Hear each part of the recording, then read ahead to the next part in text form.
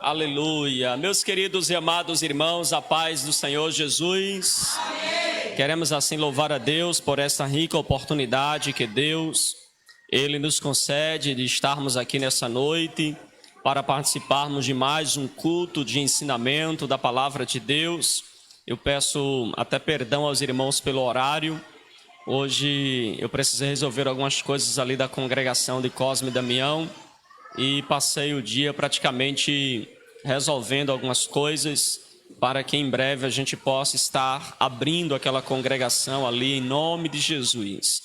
E por isso passei o dia ali com o presbítero Josinaldo, também com o irmão Isaías e fui deixar eles em casa e na volta, irmão, de 5h30 mais ou menos, eu estava deixando eles lá em cima, mas peguei um trânsito voltando que só Jesus na causa. Para ter ideia, eu desisti de vir por Tabatinga, eu fui lá pela Baixinha, né? Rodei lá por dentro de Tabatinga para sair ali no shopping, mas não teve jeito, estava tudo parado mesmo. Mas graças a Deus que chegamos aqui a tempo, senão Valdemir ia dirigir, ia pregar, né? É por isso que é bom que os obreiros estejam na casa do Senhor, não é verdade? Por isso que é bom que esteja, porque já imaginou se não pudesse chegar? Ele ia botar a irmã Ivani para pregar 30 minutos, né? Ele dava mais 30, dividia com a irmã Eliette 10, a irmã Ivani pregava mais 40, é assim? E assim a gente ia fazendo a obra, porque é importante os obreiros estar na casa do Senhor por causa disso. Nem sempre o pastor pode estar ou escalado, então é importante que os irmãos estejam, certo, participando, estejam também com a munição na agulha, não é, para ensinar, para dar a palavra, para ministrar. Um obreiro, né, até mesmo um líder, né, não chega na casa do Senhor despreparado, ele precisa estar sempre pronto para fazer a obra de Deus. Amém? E eu quero louvar a Deus pela vida dos irmãos que aqui chegaram e peço a Deus, né, que Ele nos conceda nesta noite uma palavra quentinha do céu para os nossos corações. Amém? Vamos ficar de pé. Abra a sua Bíblia, por gentileza, no livro do profeta Jonas. Livro do profeta Jonas. Para você que tem dificuldade de achar o livro de Jonas, fica logo após o livro de Gênesis, tá certo? Fica depois do livro de Gênesis e antes de Apocalipse. Facilitou? Não? Você acha Salmos, vai caminhando de Salmos, vai caminhando. Achou lá, Salmos, vai caminhando. Aí você vai achar os livros proféticos e vai caminhando devagarinho, vai passar Daniel e começar nos profetas menores. Aí você vai passar por Amós e logo após Obadias, ou seja, Amós, Oséias e Obadias, tá certo? Então você vai achar aí o livro do profeta Jonas. E na dúvida, vai lá no sumário, porque Jonas é pequenininho mesmo, é ruim de achar, tá certo? Vai lá no sumário. Eu já aconselho você deixar aquele cartãozinho, né, bem no livro de Jonas, porque a gente vai falar muito ainda acerca deste profeta. Então você já pode ficar preparado, já pode ficar com a sua leitura marcada, tá certo? O livro do profeta Jonas. E hoje nós entraremos propriamente dito no texto, tendo em vista que nas últimas doutrinas, as últimas duas doutrinas, nós fizemos uma exposição introdutória ao livro, tá certo? Hoje, pela graça de Deus, iremos abordar o verso 1, o verso 2 e o verso 3. Os irmãos que acharam, confirma dizendo amém. Amém. Diz assim a palavra de Deus: e veio a palavra do Senhor a Jonas, filho de Amitai, dizendo: levanta-te, vai à grande cidade de Nínive e clama contra ela, porque a sua malícia subiu até mim. E Jonas se levantou para fugir de diante da face do Senhor para Tarsis, e descendo a Jope, achou um navio que ia para Tarsis. Pagou, pois, a sua passagem e desceu para dentro dele. para ir com eles para Tarsis, diante da face do Senhor. Quantos podem dizer amém? Amém. Glória a Deus. Meus irmãos, pode sentar em nome de Jesus. Vamos assim estar falando sobre esses 3 versículos da palavra de Deus. E eu gostaria que você me emprestasse a sua atenção para a gente aproveitar o máximo o tempo que nós temos e expor aos irmãos esse texto da palavra de Deus, lucidando algumas dúvidas, esclarecendo outras dúvidas e também lembrando algumas verdades que nós encontramos aqui nesse texto sagrado. O livro de Jonas, como eu falei para os irmãos, é um livro muito interessante, é um livro que tem um rico ensinamento, uma rica mensagem, tá certo? Da palavra de Deus, e nós queremos assim, nesta oportunidade, trazer aos irmãos este ensinamento, estas verdades. Meus irmãos, quando nós lemos este livro, e o livro carrega o nome do profeta Jonas, em primeiro lugar eu gostaria de chamar a sua atenção para o próprio profeta. Observe quem era Jonas. Quem era Jonas? O texto nos apresenta que Jonas, ele é um homem, né? É um profeta, e que o próprio nome já é carregado de muitos significados. O próprio nome já é carregado de muitos significados. Eu ia pedir para as crianças ou ir para a salinha, ou cada mãe pega a sua.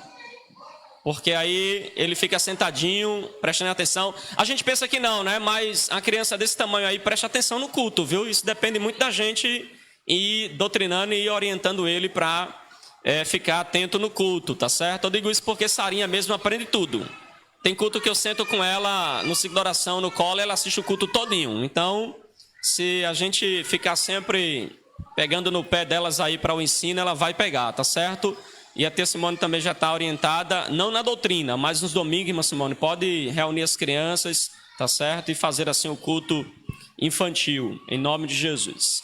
Então, irmãos, nós temos aqui o profeta Jonas. O nome Jonas é uma palavrinha hebraica que significa pomba, certo? Que significa pomba. Pomba é uma ave, né? Uma ave que ela é conhecida na Bíblia com algumas características peculiares. Por exemplo, no Salmo 55, verso 4 ao verso de número 7, nós vemos que a pomba é uma ave que ela busca, irmã Sônia, a fuga na hora do perigo. Toda vez que ela se sente ameaçada, ela foge. Ela, então, se evacua do ambiente. Então, viu o perigo, fuga. E veja como se associa bem a palavra pomba ao próprio nome de Jonas, ao próprio Jonas. Tendo em vista que Jonas é o profeta fujão, é o profeta que está se escondendo de Deus. Então, há uma associação muito grande também entre o seu nome e a sua personalidade. Quando a gente lê Isaías, capítulo 59, verso de número 11, a gente vê que a pomba, ela é símbolo também daquele que chora e daquele que geme. E por incrível que pareça, essas características também está evidenciada na vida do profeta Jonas. A gente vê ele por diversas vezes no texto, ele chorando, ele gemendo, principalmente quando ele estava lá dentro do ventre do grande peixe. Jonas, ele geme, ele chora, ele grita lá pedindo a Deus por socorro.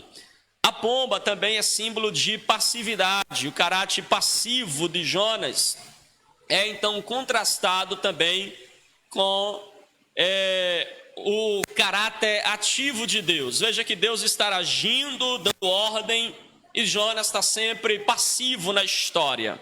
A pomba, ela é um símbolo de passividade, de uma pessoa passiva, que está sempre debaixo, né, de uma autoridade, ou que está passivo àquilo que as pessoas fazem.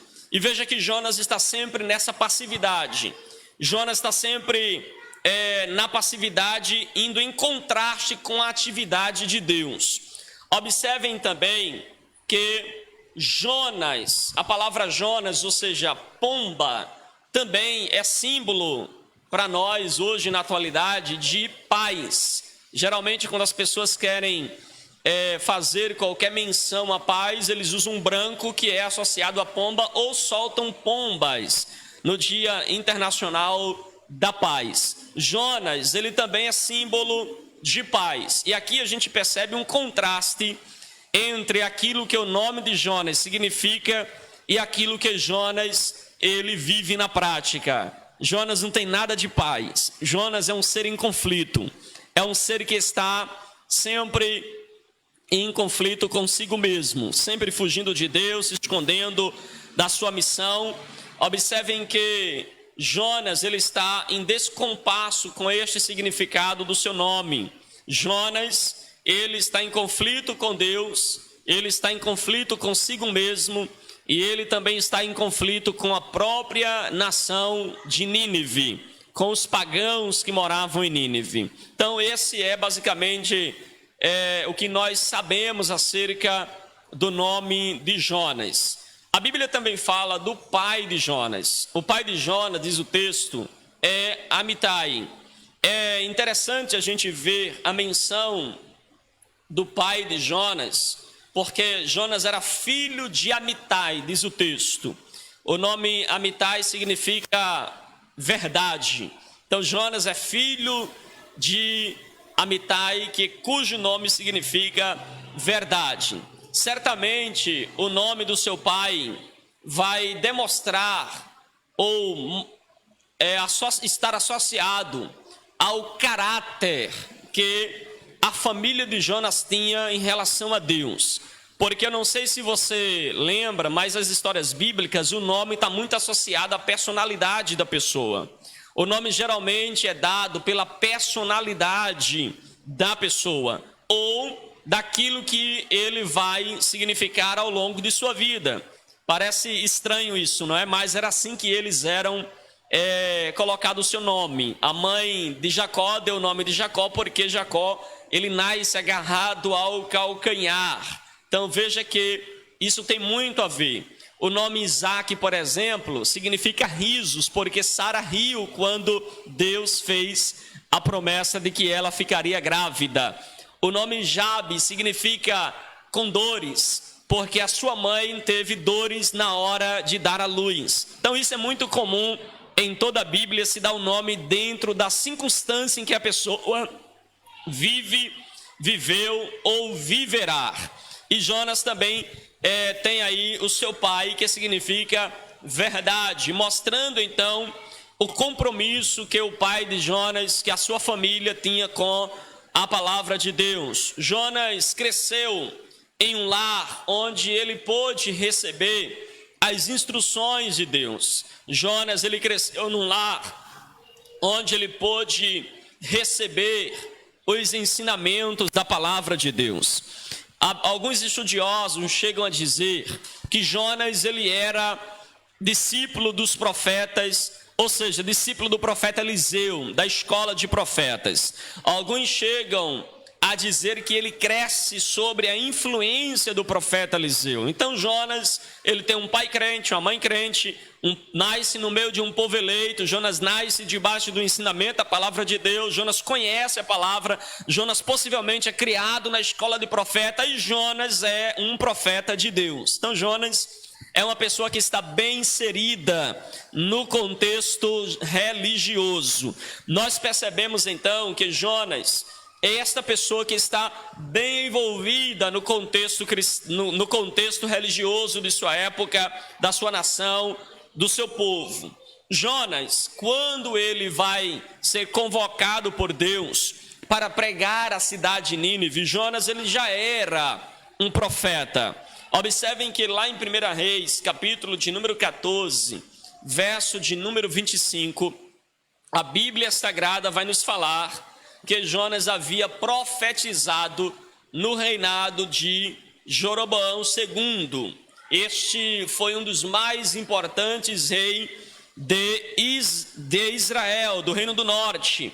E ele governou sobre Samaria por cerca de 41 anos. E ele vai estabelecer os seus limites até os horizontes mais longínquos. Ou seja, o reinado de Jeroboão tem um grande alcance, vitórias militares, conquistas. E sabe quem profetizou que Jeroboão teria vitórias militares? Sabe quem profetizou que Deus abençoaria o reinado de Jeroboão?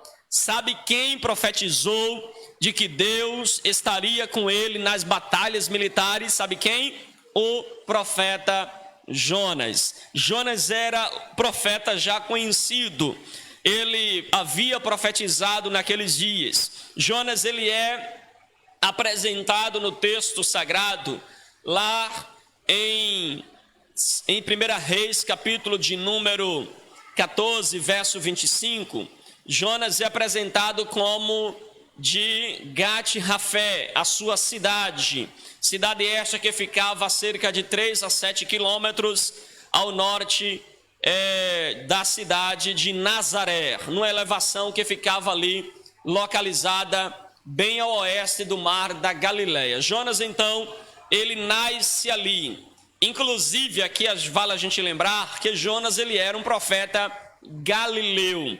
Eu não sei se os irmãos lembram que uma vez os sinédrios estavam discutindo e falaram que Jesus não pode ser um profeta de Deus porque ele vem das regiões da Galileia. E eles discutiam de que na Galileia nunca houvera qualquer profeta. Eles aqui cometem um erro muito grande na sua exposição ou na sua colocação, porque, na verdade, Jonas era um profeta da região da Galileia. Jonas, ele profetizou a favor das vitórias de Israel, do reinado de Jeroboão II. Ele, então, profetizou o alargamento da fronteira do reino. Ele profetizou bênção para o reino de Jeroboão. Certamente o seu ministério nacionalista, o seu ministério em que ele está envolvido somente com Israel, onde ele está voltado para Israel, é então um ministério em que muito também agradou a Deus, porque Jonas foi um instrumento de Deus para anunciar o crescimento de sua nação. Jonas, ele anuncia o crescimento da terra de Israel, o fortalecimento político.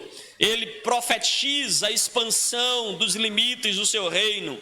Agora, Deus está convocando Jonas para sair da terra de Israel e proclamar a sua mensagem lá na cidade de Nínive, dentro dos seus inimigos mais potenciais. Se tinha uma nação na época que era um grande inimigo de Israel, era Nínive. E observem que Deus convoca Jonas para pregar para esta cidade.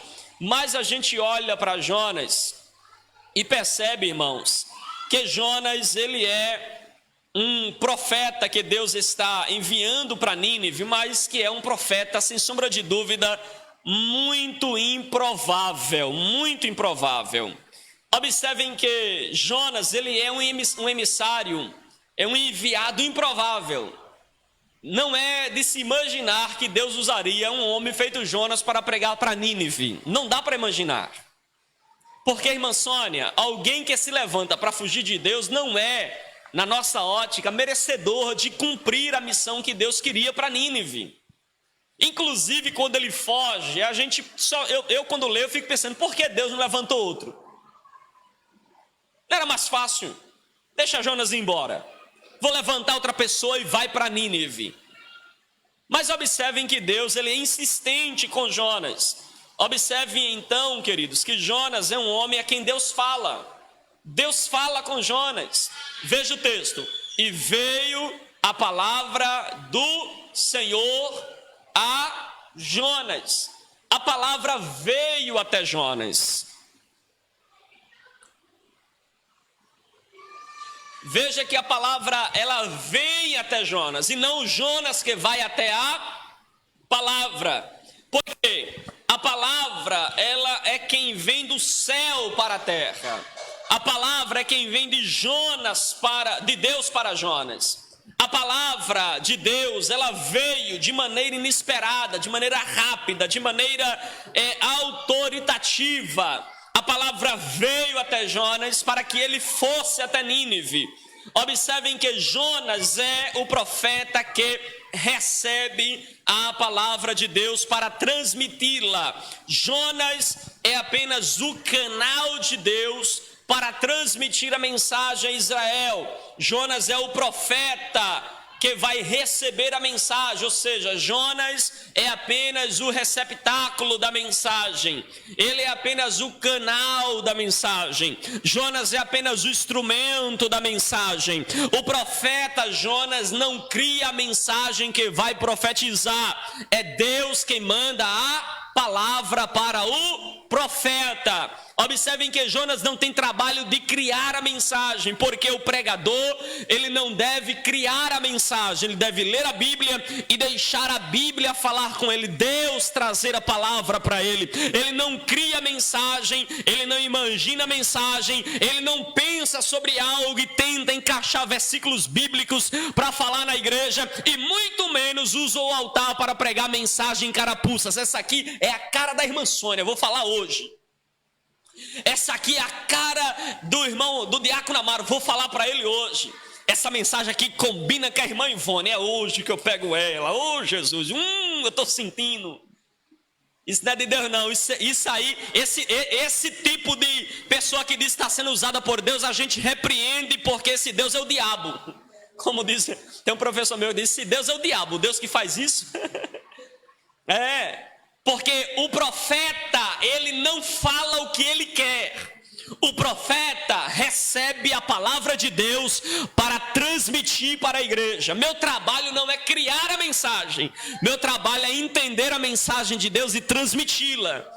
Porque infelizmente nós vivemos uma época em que as pessoas estão distorcendo o texto da palavra de Deus para dizer o que quer, para falar o que pensa, para dizer as suas ideias, mas Deus não tem compromisso com as minhas ideias. Deus tem compromisso com a sua palavra, e a palavra que deve ser pregada é a palavra que vem de Deus para nós. E veio a palavra para Jonas. Olha para quem está do seu lado, se possível, e diga assim: você é só o canal, você é só o instrumento, a mensagem é dele. Aleluia, louvado seja o nome do Senhor. Aleluia. O profeta tem que ser servo da mensagem, não a mensagem ser servo do profeta. Tem pessoas que acham que a Bíblia é servo dele. Não, nós somos servo da Bíblia.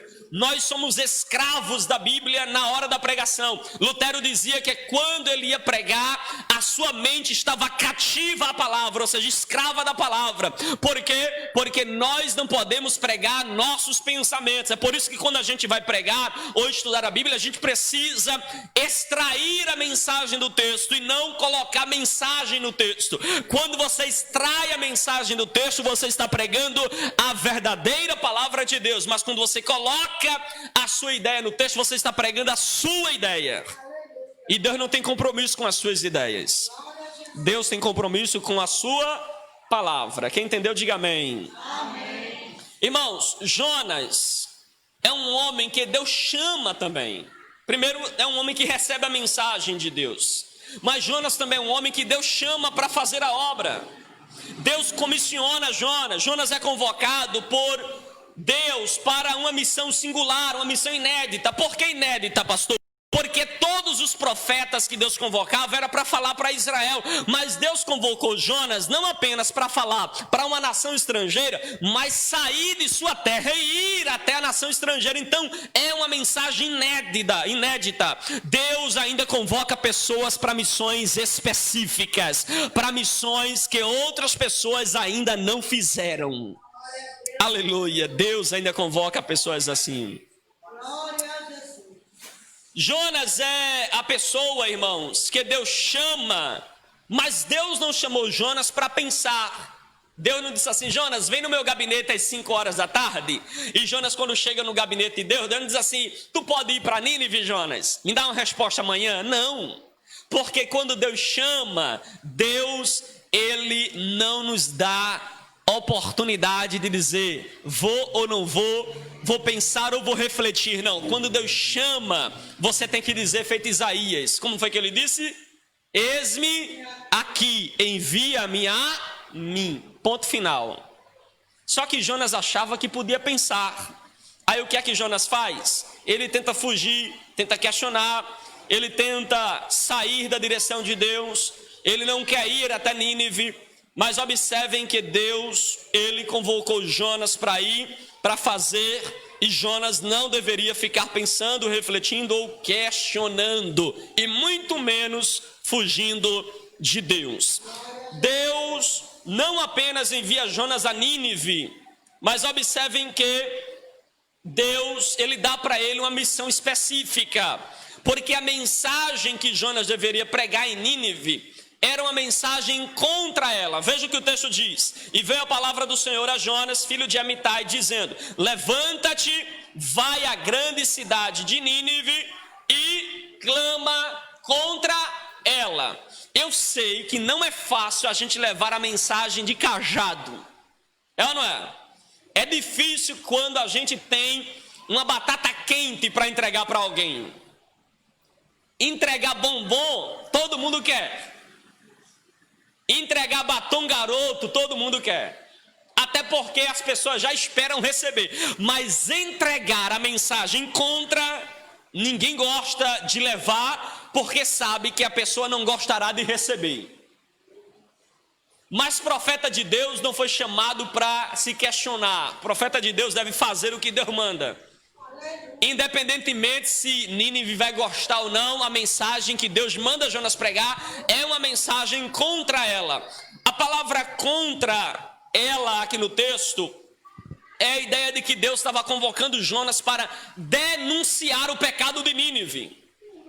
Deus estava chamando Jonas para denunciar a maldade. Como se Jonas tivesse que ir lá e dizer: ei, vocês que matam crianças, vocês que degolam os prisioneiros de guerra, vocês que matam os prisioneiros, Deus vai destruir vocês daqui a 40 dias. Arrependei-vos ou vocês morrerão. Essa deveria ser a mensagem de Jonas. Mas observem que Jonas, ele não quer levar essa mensagem contra a cidade de Nínive. Deus dá a Jonas uma mensagem específica. Era uma mensagem de juízo, era uma mensagem pesada. E há quem diga hoje, na atualidade, que nós não podemos entregar mensagem de repreensão. Já percebeu que a gente não pode denunciar o pecado de mais ninguém hoje? Eu vou te processar. Denuncie para você ver. Eu vou te processar, você me denunciou. Você falou dos meus pecados, não pode. Eu vou denunciar você. Uma vez eu denunciei o pecado de alguém e ele disse assim: eu vou denunciar você, eu vou colocar você na justiça. Já contratei uma assessoria de advogado para pegar e lhe punir, né? Ou seja, a ideia de eu vou processar você, já estou com uma assessoria pronta para lhe processar. Eu digo, coloque. Pode colocar a assessoria inteira, não tem problema. O que eu disse, eu digo de novo e repito de novo. Pode colocar a assessoria. Aí ficou, até o advogado vai falar comigo: cuidado, porque se você não se retratar com o que você falou. Eu disse: rapaz, eu falei, porque eu tenho segurança do que falei. Eu sei do que eu falei. Mas a gente não pode mais denunciar pecado hoje, porque as pessoas ficam dodói. As pessoas ficam bicudinhas, ficam chateadinhas, porque a gente não pode denunciar pecado. Mas o nosso compromisso não é com o homem, o nosso compromisso é com aquele que mandou pregar a mensagem. Você acha que seria fácil para Jonas pregar na cidade de Nínive? Nínive era uma cidade ímpia, irmãos, pecadora. Olha, ir até Nínive já era uma grande vitória para Jonas, mas muito perigosa, porque Nínive era mal. Pense em alguém que te faz raiva. Pense em alguém que te faz raiva, que já te fez. Porque você hoje não tem mais raiva, né? Graças a Deus. Pense em alguém que já fez raiva mesmo, e você ficar vermelho, e do branquinho, do pretinho fica branco, e do branquinho fica preto. Pensa aquela raiva que você já teve. Pensou? Pensa em quem te fez essa raiva. aquela pessoa que disse coisas na sua cara, que lhe humilhou, que lhe maltratou, que disse que você não presta, de que você só merecia a morte, de que você era um graveto para o fogo do inferno, que xingou você de tudo. Pensa nessa pessoa. Agora, a mesma coisa é o que Jonas estava recebendo a missão. Agora, pensou nessa pessoa? Não pensa muito não, para não ficar com raiva dela, né? De novo, né? Porque senão você vai pecar no culto. Mas, agora imagina Deus convocar você para ir na casa dessa pessoa que te fez esse montão de raiva, dizendo assim: vai, irmã Sônia, até a casa dele, pede por favor para entrar, diz que tens uma mensagem de Deus para ela, abraça ela, dá beijinho de um lado e do outro nela e diz que ama ela. Aí Jonas disse assim: Deus me livre que eu não vou. Eu prefiro a morte do que ir para Nínive. Eu sei que alguns dos irmãos também preferiam a morte, não é? Mas cuidado, porque o crente que mais pede a morte quando está no ventre do peixe diz: Deus, eu quero viver, me dá uma oportunidade, né? Aí Jonas disse: eu não vou para Nínive, por causa que Nínive é meu inimigo. Eu não tenho condições de ir pregar a cidade de Nínive. Então Deus, Ele não apenas envia Jonas a Nínive, mas Deus lhe dá uma razão para cumprir a sua missão. Ou seja, vai pregar contra ela, porque a maldade de Nínive subiu até a minha presença. Veja que o texto sagrado diz no verso 2: clama contra ela porque a sua malícia subiu até mim. Então Deus dá um motivo, uma razão pela qual Jonas deveria pregar na cidade de Nínive. Vejamos agora o verso de número 3. E Jonas se levantou para fugir de diante da face do Senhor para Tarsis. E desceu a Jope e achou um navio que ia para Tarsis e pagou, pois, a sua passagem, desceu para dentro dele, para ir com eles para Tarsis de diante da face do Senhor. Irmãos, observem aqui no verso 3 que Jonas está rejeitando o chamado de Deus. Você acha que é possível alguém rejeitar o chamado de Deus? Será que é possível alguém dizer assim: Deus, não dá para mim, estou fora, contrata outro, chama outro, eu não tenho o perfil que o Senhor deseja para ir até Nínive, não dá para dar beijinho no meu inimigo, Deus, contrata outra pessoa? Você acha que dá para fugir desse desafio de Deus? Observem que Jonas é um homem que vai desafiar Deus, irmãos. Deus diz: levanta-te e calma. Quando Deus diz levanta-te, alguns pregadores acham que Jonas estava na rede, dormindo, né? Deus diz assim: coloca de pé, profeta preguiçoso, leva a minha mensagem. Não, a ideia de levantar-se aqui não pode ser interpretado literalmente. Você vai ver várias vezes Deus falando, por exemplo, para o profeta Ezequiel: põe-te em pé e falarei contigo. A ideia ali aqui, né, quando Deus diz levanta-te e vai à grande cidade de Nínive, Deus está dizendo: te prontifica, esteja à minha disposição, faz o que eu te ordeno, vai para onde eu te designo, vai cumprir o chamado que eu te dou. Então a ideia de levantar-se é essa. E quando a Bíblia diz que Jonas se levanta, mas ele vai para o sentido contrário da missão, a gente vê então Jonas, ele desafiando Deus. Nós vemos então Jonas, ele negando aquilo que ele professa, porque no 1 verso 9, Jonas vai dizer que teme a Deus. Olha, agora o profeta que teme a Deus está fugindo de Deus, está desafiando Deus. Como alguém pode dizer que ama a Deus, que teme a Deus, que tem respeito por Deus, mas está fugindo daquilo que Deus lhe convocou para fazer? É uma incoerência total. Então Jonas tem uma teologia correta, mas uma prática errada.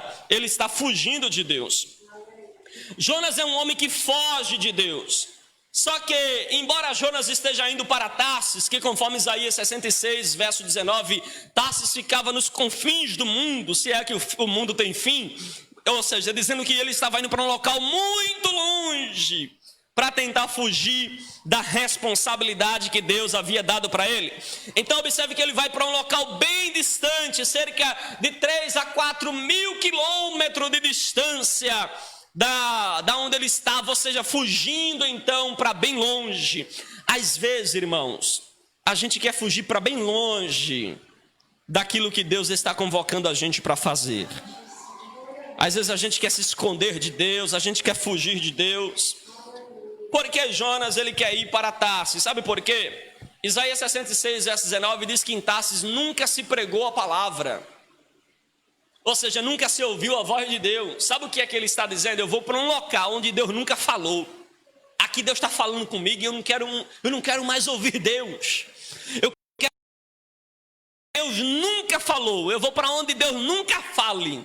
O problema, irmãos, é que Deus, ele fala aonde quer, na hora que quer e no tempo que ele quer. Jonas pensou que indo para Tarsis, nunca mais, irmã Sônia, ele seria incomodado por Deus.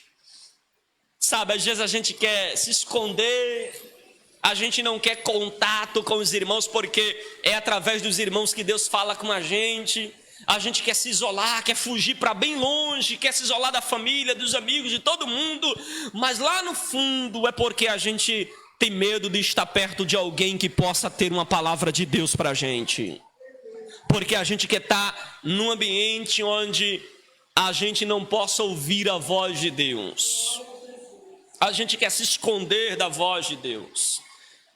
Observem, queridos, que quando Jonas ele quer fugir para Tarsis, Jeremias 10, versículo de número 9 e Ezequiel 27, 12, mostra que Tarsis era uma cidade também muito próspera. Tudo indica que Jonas pensou, eu vou para Tarsis e lá eu vou começar uma nova vida, bem distante da voz de Deus e da minha chamada. Só que isso, irmãos, era uma atitude bastante complicada para Jonas, porque quem mandou Jonas ir é o Deus que estava também em Tarsis, e Deus não tem dificuldade de estar aonde quer que o homem pense que possa se esconder de Deus. Deus está em todos os lugares. Ele é onisciente e ele é onipresente. Irmãos, Jonas, ele é um homem que está cercado por muitas coincidências.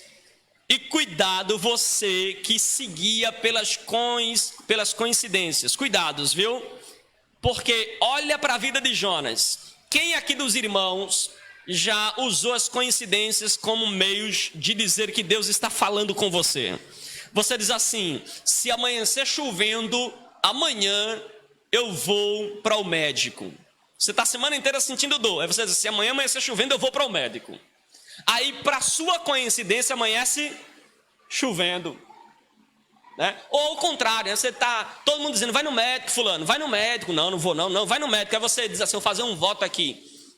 Ninguém sabe, você faz em particular. Se amanhã amanhecer chovendo, eu não vou. Aí, para sua coincidência, o que é que faz no dia seguinte? Amanhece chovendo. Aí você diz assim, hoje eu não vou para o culto. Não vou para o culto. Eu não vou para o culto.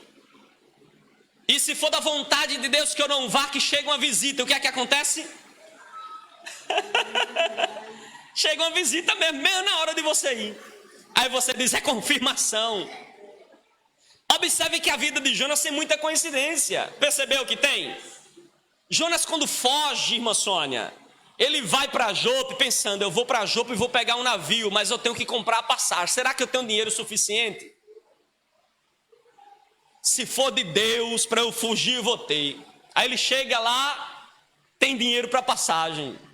Não bastasse ter dinheiro para passagem, tinha passagem disponível. Ele poderia ter pensado, se tiver disponível, é porque eu devo ir embora mesmo. Aí tem dinheiro, tem a passagem e tem vaga disponível no navio. E tem um navio indo exatamente para onde ele quer. Que coincidência, não é não? Ele, quem sabe, pensa, se eu entrar no navio e tiver um porãozinho para eu dormir, é de Deus o negócio. Aí ele entra e achou exatamente um porão tranquilo para dormir. É muita coincidência na vida de Jonas. Ele poderia dizer que isso era Deus confirmando que ele poderia fugir, porque tem crente que ele não cumpre o que Deus está mandando, ele não faz o que Deus está mandando, diz assim, eu não estou vendo nenhum aperto de Deus, então Deus está concordando comigo. Eu não estou vendo nenhuma dificuldade no que eu estou fazendo, então Deus está concordando comigo. Só que Jonas teve as suas, embora tivesse muitas coincidências, em um dado momento Jonas precisou ver que Deus estava na cola dele. Porque toda vez que um crente pensa em fugir de Deus, Deus está na sua cola. Deus está bem diante de si. Ainda que você esteja cercado por muitas coincidências. Observe, os irmãos, que Jonas, então, ele agora vai estar descendo em grande escala em sua vida. Observem que Jonas, ao fugir de Deus, a sua vida não é subindo, a sua vida é descendo. Ele vai, diz o texto, olha comigo. E Jonas levantou de diante da face do Senhor, descendo para onde? Descendo para onde? Versículo 3. Descendo para onde? Me ajude, meus irmãos. Versículo 3. De diante da face do Senhor para Tarsis, descendo a... Veja, ele está só descendo. Ele desce a Jope, ele desce para o porto, ele desce para o porão do navio, ele desce para o fundo do mar, ele desce para dentro do ventre do grande peixe. Ele está só descendo. Porque quem foge de Deus, embora por um instante pareça prosperar, vai ter um momento que a sua vida vai começar somente a descer, descer e descer. Jonas está só descendo porque está fugindo de Deus.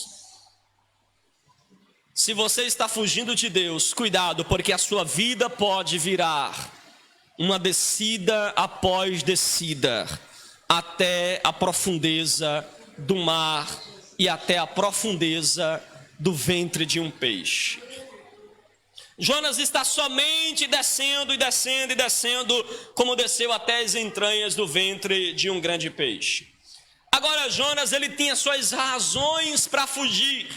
Jonas pensou que podia fugir porque conhecia bem a cidade de Nínive, ele sabia da maldade de Nínive, então ele pensou, eu tenho muitas razões para fugir. Só que embora Jonas tivesse razões para fugir, Deus tinha razões para Jonas ir para Nínive.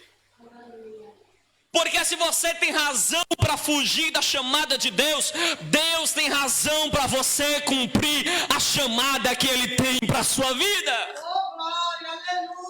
Se você tem N desculpas para não fazer o que Deus está te convocando, Deus tem N respostas para dizer para você o porquê você deve fazer, o porquê você deve ir. Jonas, ele fugiu porque conhecia bem Deus. Ele mesmo diz, lá no capítulo 4, ele diz assim, sabe por que eu não queria vir para Nínive? Por causa disso, eu sabia que o Senhor usaria de misericórdia. Ele sabia quem era Deus. Jonas está fugindo porque reconhece que Deus é bom, que Deus é aquele que perdoa. Ele reconhece que Deus, Ele é misericordioso e por isso ele quer fugir de Deus. Jonas fugiu de Deus porque ele se recusou a rever a sua teologia. Jonas tinha uma teologia nacionalista. Jonas pensava, Deus é somente Deus de Israel. E eu já disse aqui que Deus não é Deus de uma denominação. Deixa eu dar uma palavra para você que está aqui me ouvindo através da transmissão e você que está aqui presente. Deixa eu dizer algo para você. Deus não é assembleiano. Deus não é batista. Deus não tem cartão de membro presbiteriano. Deus não tem cartão de membro de uma denominação. Deus não é Deus de uma igreja.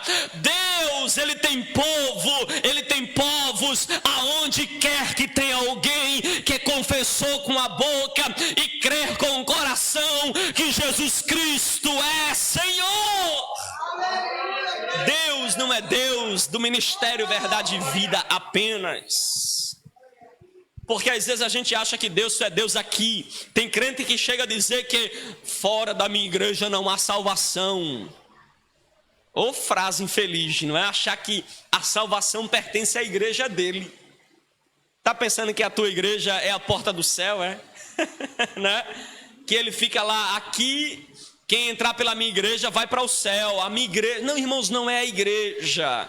A igreja é um conjunto de pessoas que se reúnem para cultuar. Aqui é só o templo. Aqui temos uma placa denominacional para identificar a que denominação fazemos parte. Mas nós fazemos parte de um único povo. Nós fazemos parte do povo de Deus, a igreja eleita do Senhor Jesus Cristo. Jonas não queria rever a sua teologia. Jonas era nacionalista. Deus é só de Israel, e ele estava equivocado. Observem também que Deus tinha suas razões para mandar Jonas para Nínive. Ainda no verso 13 a gente percebe que a maldade de Nínive havia subido até Deus. Então Deus está mandando Jonas lá porque Deus está ferido, machucado. Deus está então sendo ofendido pelos pecados da cidade de Nínive. A Bíblia diz que a maldade de Nínive subiu até Deus. Observe, irmãos, que os homens, aquilo que os homens fazem na terra pode refletir no céu. Os homens erram na terra, falham na terra, pecam na terra, e aquilo então refletiu diante de Deus. Ou seja, Deus é santo, Deus é justo, e Deus ele não tolera o pecado. E por isso Deus então envia Jonas para levar uma mensagem contra o povo de Nínive. O pecado é o opróbrio das nações, irmãos. O pecado é o maior mal instalado hoje na humanidade. O pecado, irmãos, ele é pior do que o câncer, que destrói vidas. O pecado, irmãos, ele é pior do que o câncer, porque uma pessoa pode ser crente e morrer de câncer e vai para o céu. Mas uma pessoa entregue ao pecado, ainda que não tenha câncer, perdeu o céu. O pecado, ele é pior do que o câncer, porque destrói a vida eterna de uma pessoa, destrói a família das pessoas, destrói uma cidade, destrói um reino, destrói um povo, destrói uma nação. O pecado é a maior tragédia do mundo, é pior do que a Covid. Tem muita gente com medo da Covid, mas não tem medo de pecar, não tem medo de estar distante de Deus. O pecado é pior do que a Covid, porque um crente pode contrair a Covid, mas se ele partir dessa vida, ele vai ser recebido nos braços do Pai. Ele vai estar na glória, ele vai sair desta esfera para estar numa nova esfera diante de Deus. Então o pecado é pior do que a Covid, pior do que a enfermidade. E infelizmente a gente vê tanto crente se escondendo da Covid, mas paquerando o pecado, que não é brincadeira. Achando que a Covid é o fim do mundo, que a Covid é o maior mal que possa vir sobre um ser humano. O pior mal é aquilo que está plantado dentro de nós, uma natureza caída, uma natureza inclinada para o mal, e que nós precisamos todos os dias da graça de Deus. O pecado, irmãos, ele é mais terrível dos males, porque ele pode nos afastar de Deus. Nenhuma enfermidade pode nos separar de Deus.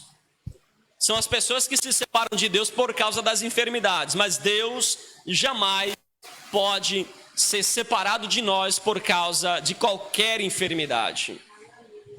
Irmãos, o pecado ele nos afasta de Deus agora e também nos afasta de Deus por toda a eternidade. O cálice da ira de Deus, ele tem limite para transbordar. Nínive pecou tanto que Deus agora resolve descer para punir. Porque Deus permite às vezes que uma nação peque, que um povo peque, que um povo vá longe nos seus pecados, mas tem hora que Deus puxa a rédea. Eu acredito inclusive, que o que nós estamos vivendo mundialmente hoje é Deus puxando a rédea das nações. É Deus apertando e vai apertar muito mais. Pastor, que mensagem encorajadora. É um fato, queridos. A gente caminha a passos largos para colapso, para as situações ainda mais difíceis. Embora a gente esteja apegado com Deus e não tememos ao que possa vir a acontecer no mundo, a gente sabe de que o mal está instalado, as dificuldades estão instaladas, e pós-pandemia, problemas maiores virão. A gente sabe disso. Nunca se morreu tanta gente do que quando um país está em crise, quando falta desemprego. Irmãos, você olha, por exemplo, para a Venezuela, um país que o comunismo entrou e destruiu tudo. Irmã Sônia, na Venezuela, uma jovem vende seu corpo por um pacote de bolacha, para levar bolacha para casa. Agora, imagine o que é que não pode acontecer num país onde os empregos, onde a inflação está alta, onde ninguém tem dinheiro para comprar, onde as dificuldades só aumentam, as possibilidades são as piores. É claro que nós precisamos nos apegar a Deus e pedir a Deus socorro, misericórdia, porque a própria palavra de Deus diz que se meu povo, que se chama pelo meu nome, se humilhar, orar, se arrepender dos seus pecados, do jeito que Deus se ira, Deus também derrama da sua misericórdia. A misericórdia de Deus, irmãos, triunfa sobre a sua ira. O que nós precisamos é confiar que o projeto de Deus é um projeto eterno para nos salvar, para nos libertar e para nos dar vida. Amém. Amém. A ira de Deus dura só um instante, mas a sua misericórdia, diz a palavra, dura para sempre. Aleluia. Louvado seja o nome do Senhor. Ainda bem, irmãos, que o amor de Deus não é baseado nas nossas virtudes, porque nos falta muitas virtudes. Ainda bem que o amor de Deus não é por nossa causa, mas apesar de quem somos. Porque se Deus agisse conforme Jonas agiu, a primeira pessoa que Deus destruía não era Nínive. A primeira pessoa que Deus destruía era quem? O seu profeta. Era o próprio Jonas. Mas ainda bem que a misericórdia de Deus triunfa sobre a ira. Ainda bem que a misericórdia de Deus estava derramada sobre Nínive, mas muito mais estava derramada sobre a vida do profeta Jonas. Ele nos ama não por nossa causa, mas apesar de nós. É certo que os ninivitas mereciam juízo, castigo, mas o fato de Deus mandar Jonas lá, era Deus mandando uma oportunidade para os ninivitas se arrependerem dos seus pecados. Amém. Fique de pé em nome de Jesus. A palavra de Deus nos mostra, irmãos, que aonde há lágrimas e arrependimento, ali há também o derramamento de misericórdia, de perdão, de favor de Deus sobre o pecador. Aonde há arrependimento, Deus suspende a ira, suspende o castigo e envia a sua graça. Porque Deus não tem prazer na morte do ímpio, diz a palavra de Deus em Ezequiel 33, verso 11. Mas Deus tem prazer que o ímpio se converta e que ele viva. Amém. Você pode fechar os seus olhos nesse momento. Eu não sei se você está ouvindo esta palavra agora e você em algum momento já pensou fugir de Deus. Já pensou em se esconder de Deus? Já pensou em seguir a direção contrária que Deus te deu? Mas Deus nos convoca aqui nesta noite dizendo: não adianta você fugir da minha presença. Ainda que as coincidências sejam muitas na direção e no rumo que você tem tomado, mas é hora de você acertar o caminho que eu estabeleci. É hora de você cumprir a chamada que eu tenho para a sua vida. Aleluia. Feche os seus olhos e faça a sua oração neste momento. Diga feito o profeta Isaías: eis-me aqui, Senhor, para cumprir a tua vontade, para fazer a tua obra. Eis-me aqui, Senhor, para ir na direção que o Senhor me convoca para ir. Eis-me aqui, Senhor, para ser um instrumento em tuas mãos. Oh, aleluia, aleluia, oh, aleluia. Pare de fugir de Deus, pare de dizer que não tem condições, que não pode, pare de colocar desculpas para não realizar a chamada de Deus para a sua vida. porque Deus conhece as tuas fraquezas e conhece as tuas capacidades. Deus, Ele é quem te fortalece no momento da dificuldade. Deus é quem renova as tuas forças. Ele é o Deus que te convoca para fazer a missão que Ele te designou. Então coloca-se de pé, levante-se e proclama a palavra de Deus para aqueles que Deus te chamou para levar a mensagem. Pai querido, Pai eterno, graças te damos. Graças te damos por esta oportunidade de aqui estarmos. Graças te damos por este momento de louvor e adoração ao teu nome. Graças te damos, Senhor, por essa palavra, por este ensinamento. Nos ajuda, Senhor, a cumprir a chamada que o Senhor tem para nossas vidas. Nos ajuda a levar a tua mensagem, a ser um pregador da tua palavra, um mensageiro. Ó Deus, nos ajuda a ser instrumento em tuas mãos. Nos ajuda, Senhor, a cumprir aquilo que o Senhor nos chamou para fazer. Ó Deus, nos ajuda a realizar a tua vontade em nossas vidas. Não há capacidade em nós, Senhor, para cumprir, mas o Senhor é quem nos dá força. O Senhor é quem nos renova. O Senhor é quem nos restaura. O Senhor é quem nos toma pela mão e diz: não temas, porque eu sou contigo. E é Ele quem efetua tanto querer como efetuar. Agindo Deus, quem impedirá? Oh Espírito Santo de Deus, despede os teus filhos em paz. Leva-os em segurança até a sua casa, Senhor. É o que nós te pedimos e já te agradecemos, em nome de Jesus. Amém e amém. Estenda as suas mãos para receber a bênção apostólica. Que a graça do nosso Senhor e Salvador Jesus Cristo, o grande amor de Deus, a comunhão e as consolações do Espírito Santo, seja com cada um de nós, de hoje para todo sempre. E o povo de Deus diz: amém.